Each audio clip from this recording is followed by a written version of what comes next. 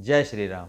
अक्सर आपने हम देवताओं के बारे में जो पढ़ते हैं, जैसे कि इंद्र आदि अन्य जो देवता हैं या ग्रह हैं या हमारे बड़े बुजुर्ग देवी पितर हैं या और भी अन्य दिव्य शक्ति हैं। लेकिन आज हम आपको एक ऐसी शक्ति के बारे में बताएंगे जिनके बारे में हम बहुत कम सुनते हैं, जिसका नाम है कि ब्रह्म राक्षस। यह शक्ति क्या है?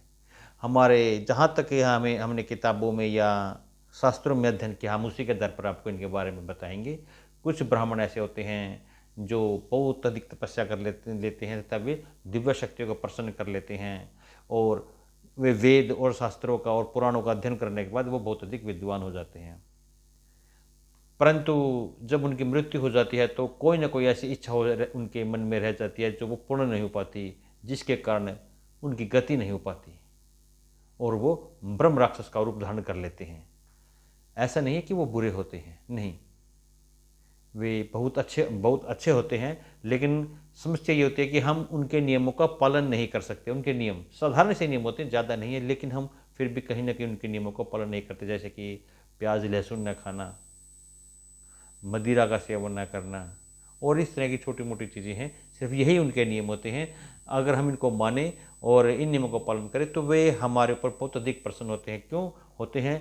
और सबसे मुख्य बात यह होती है कि वो बहुत अधिक शक्तिशाली होते हैं। उनको कोई भी किसी भी तंत्र मंत्र के द्वारा बांधा नहीं जा सकता है, रोका नहीं जा सकता है, नहीं उनको काबू में किया जा सकता है। उनकी सिर्फ गति की जा सकती है, और उनकी गति का मार्ग होता है जैसे कि भागवत चर्चा या मद भागवत का वर्णन करना कहीं पर भी, या फिर हनुमान जी के हनुमान अष्टक के बजरंग पाण का लगातार अध्ययन करना। ऐसा नहीं कि एक बार या 2 बार या 5 बार या 10 बार, लगातार काफ़ी समय तक इन चीज़ों का अध्ययन करना। क्यों?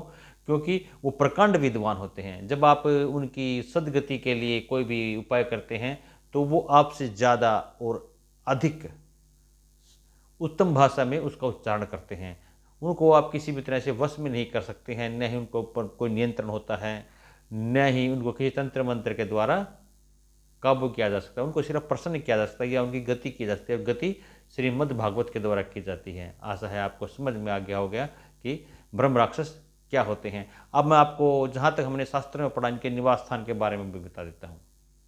पीपल का पेड़, इनका निवास स्थान पीपल का पेड़ होता है। उसकी पहचान क्या हुई? किस पेड़ में ब्रह्म राक्षस रहते हैं?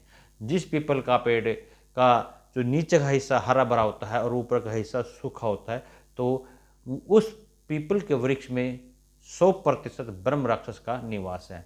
और जो पीपल ऊपर से हरा भरा होता है और नीचे से सूखा होता है, उस पीपल में भगवान ब्रह्मा का निवास होता है। और जो पीपल ऊपर से नीचे तक एक जैसा होता है वो आम और साधारण पीपल होता है। इस बात का ध्यान रखें। जो पीपल ऊपर से सूखा होगा उसमें ब्रह्म राक्षस का निवास होगा। जो पीपल नीचे से सूखा और ऊपर से हरा भरा होगा वहाँ पर भगवान ब्रह्मा का वास होगा। आशा है आप इस बात को समझ गए होंगे। धन्यवाद। जय श्री राम।